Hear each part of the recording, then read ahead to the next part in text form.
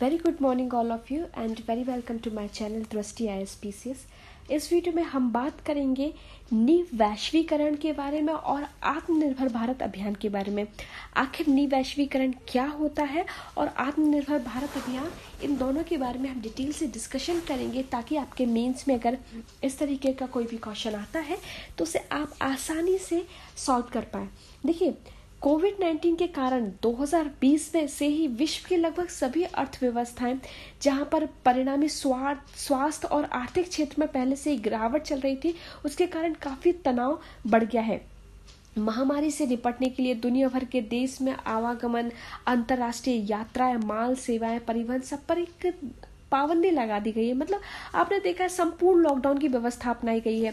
आपने भी देखा होगा कि फिर से ही कई जगहों पर फिर से लॉकडाउन की व्यवस्था अपनाई जा रही है। जैसे कि आप उत्तर प्रदेश में देखिए तो 2 दिन वहां पर लॉकडाउन, कंप्लीट लॉकडाउन जहां पर लगाया जा रहा है।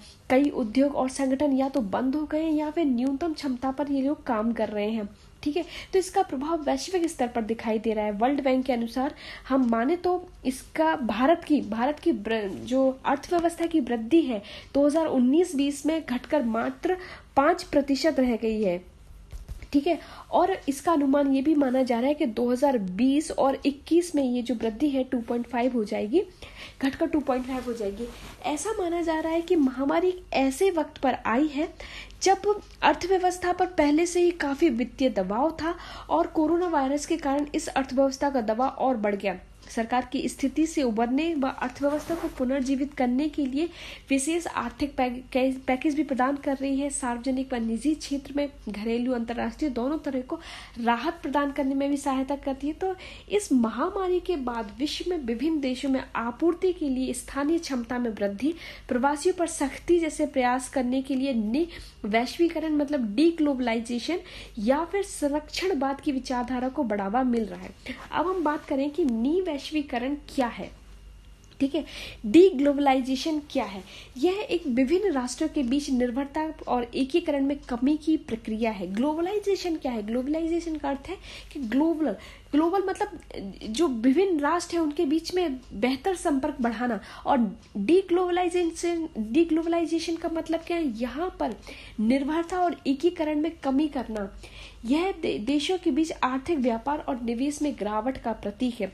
यह ऐसे देशों की प्रवृत्ति को उजागर करता है जो आर्थिक और व्यापारिक नीतियों को अपनाना चाहते हैं जो सर्वप्रथम अपने राष्ट्रीय हितों को पोषित करती है। ये नीतियां अक्सर टैरिफ मात्रात्मक बाधाओं के रूप में होती हैं जो देश अन्य देशों में आने वाले लोगों, उत्पादों, सेवाओं से मुक्त आवागमन को बाधित करती है। जैसा कि हमने चाइना पर टैरिफ लगाना बढ़ा दिया है।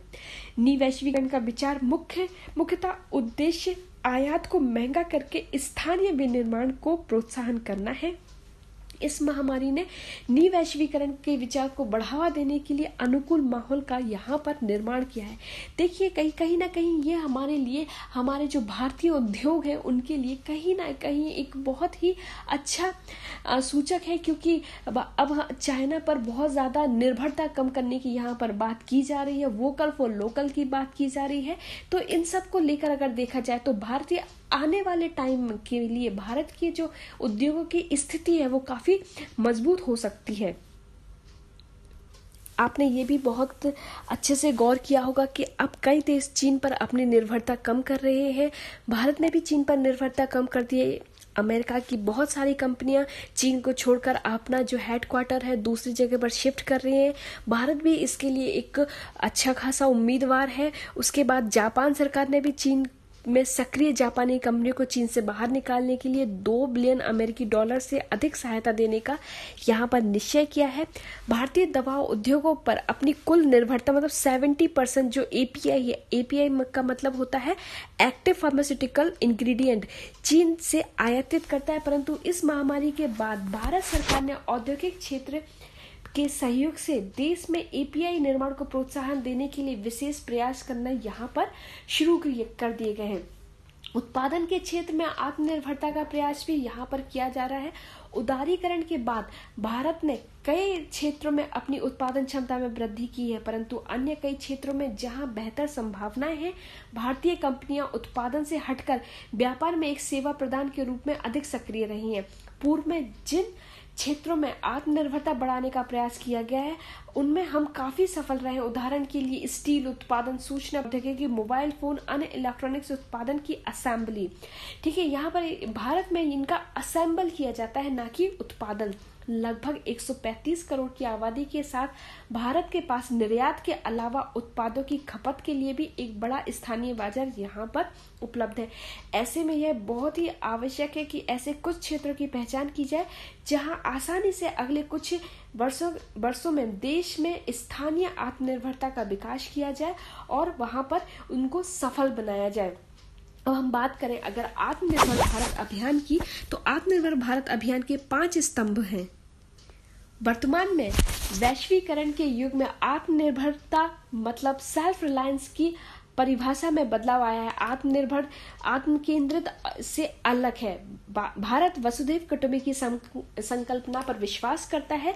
चूंकि भारत दुनिया का ही एक हिस्सा है, अतः भारत प्रगति करता है तो ऐसा करके वह दुनिया की प्रगति में भी योगदान देता है। आत्मनिर्भर भारत के निर्माण में वैश्वीकरण का बहिष्करण या संरक्षणवाद को बढ़ावा नहीं दिया जाएगा, अपितु दुनिया के विकास में मदद की जाएगी। आत्मनिर्भर भारत के निर्माण की दिशा में प्रथम चरण में चिकित्सा, वस्त्र, इलेक्ट्रॉनिक्स, प्लास्टिक, खिलौने जैसे क्षेत्रों में प्रोत्साहन किया जाएगा तथा द्वितीय चरण में रत्न एवं आभूषण, फार्मा, स्टील जैसे क्षेत्रों में प्रोत्साहन किया जाएगा। सरकार ने आत्मनिर्भर भारत के निर्माण की दिशा में उन 10 क्षेत्रों की पहचान की है जिसमें घरेलू उत्पादन को बढ़ावा दिया जाएगा। सरकार ने इन 10 क्षेत्रों में आयात में भी कटौती करने का यहाँ पर निर्णय किया है। इसमें फर्नीचर, फुटवेयर, एयर कंडीशनर, पूंजीवादी सामान, मशीनरी, मोबाइल, इलेक्ट्रॉनिक्स, रत्न, आभूषण, फार्मास्यूटिकल और टेक्सटाइल आदि यहाँ पर शामिल है। अगर हम अगर आत्मनिर्भर भारत की बात करें तो आत्मनिर्भर भारत के यहाँ पर 5 स्तंभ हैं। कौन कौन से वो 5 स्तंभ हैं? ये देखिए, यहाँ पर ये 5 स्तंभ है। देखिए, आप इसको बहुत अच्छे से कीजिएगा क्योंकि ये आपके एग्जाम में आ सकता है। बहुत ही इंपॉर्टेंट यहाँ पर ये हो जाता है। 5 स्तंभ कौन से? पहला है इकोनॉमी। इकोनॉमी जो वृद्धिशील परिवर्तन के स्थान पर बड़ी उछाल पर आधारित हो। इंफ्रास्ट्रक्चर, अवसंरचना, ऐसी अवसंरचना जो आधुनिक भारत की पहचान बने। प्रौद्योगिकी, टेक्नोलॉजी, 21वीं सदी प्रौद्योगिकी संचालित व्यवस्था पर आधारित प्रणाली और फिर गतिशील जनसांख्यिकी या फिर वाइब्रेंट डेमोग्राफी जो आत्मनिर्भर भारत के लिए ऊर्जा का स्रोत है। मांग, डिमांड, भारत की मांग और आपूर्ति श्रृंखला की पूर्ति क्षमता का उपयोग किया जाना चाहिए। स्थानीय आपूर्ति श्रृंखला का निर्माण यहाँ पर कैसे किया सकता है? देखिए, भारत में कई ऐसे क्षेत्र हैं जहाँ कुछ हिस्सों में बड़ी प्रगति हुई परंतु अन्य में आज भी हम किसी न किसी रूप में वहां पर अन्य देशों से निर्भर हैं। उदाहरण के लिए भारत ने सूचना प्रौद्योगिकी क्षेत्र में वैश्विक बाजार में अपना स्थान बनाया परंतु हार्डवेयर के निर्माण में भारतीय कंपनियां उतनी सफल नहीं रही हैं। अन्य उदाहरणों की बात करें तो भारतीय दवा उद्योग, मोबाइल असेंबली आदि जहां पर स्थानीय आपूर्ति श्रृंखला को मजबूत किया जाना अभी भी आवश्यक है। अब हम बात करते हैं तकनीकी हस्तक्षेप में वृद्धि। ये कैसे?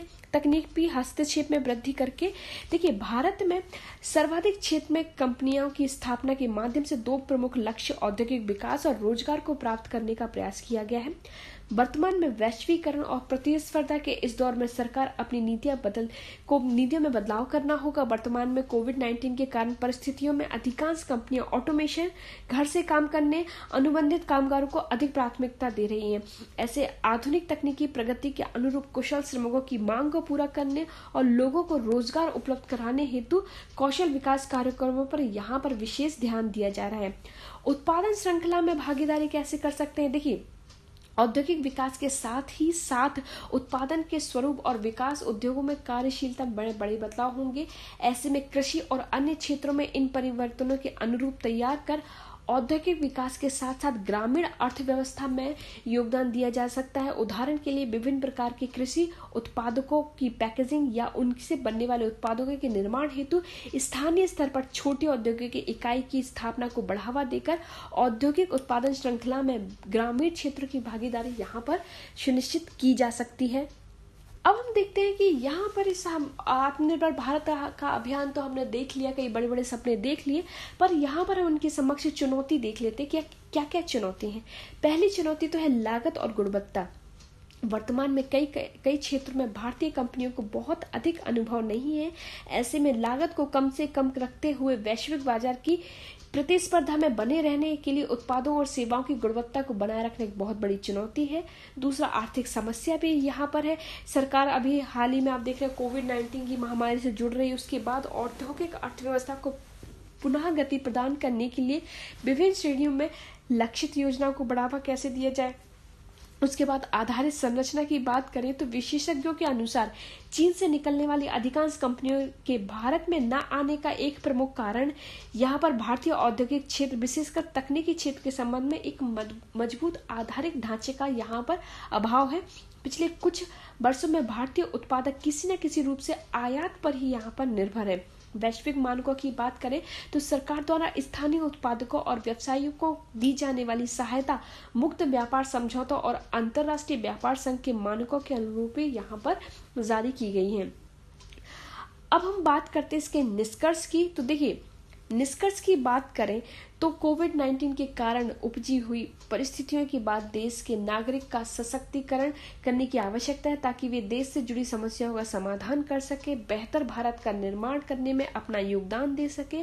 आत्मनिर्भर भारत अभियान के समक्ष अनेक चुनौतियां होने के बावजूद भी भारत को औद्योगिक क्षेत्र में मजबूती के लिए उन उद्यमों में निवेश करने की आवश्यकता है जिनमें भारत वैश्विक ताकत के रूप में उभरने की यहाँ पर संभावना है। इस दिशा में कार्य करते हुए सरकार ने आत्मनिर्भर भारत अभियान के अंतर्गत 20 लाख करोड़ रुपए के विशेष आर्थिक और व्यापक पैकेज की यहाँ पर घोषणा की है। आत्मनिर्भर राहत पैकेज के माध्यम से न केवल सूक्ष्म, लघु और मध्यम उद्यमों को या फिर एमएसएमई क्षेत्र में सुधार की घोषणा की गई है, अपितु इसमें दीर्घकालिक सुधारों जिसमें कोयला खनन क्षेत्र भी यहाँ पर शामिल है। तो इस वीडियो में इतना ही। ये रहा पूरा आपका आत्मनिर्भर भारत। अगर आप इसको अच्छे से कर जाएंगे तो आपकी मेंस आंसर राइटिंग में कहीं ना कहीं बहुत अच्छा साबित होगा। तो इस वीडियो में इतना ही, मिलते हैं नेक्स्ट वीडियो में। Till then, thank you and thanks for watching and stay connected. Thank you.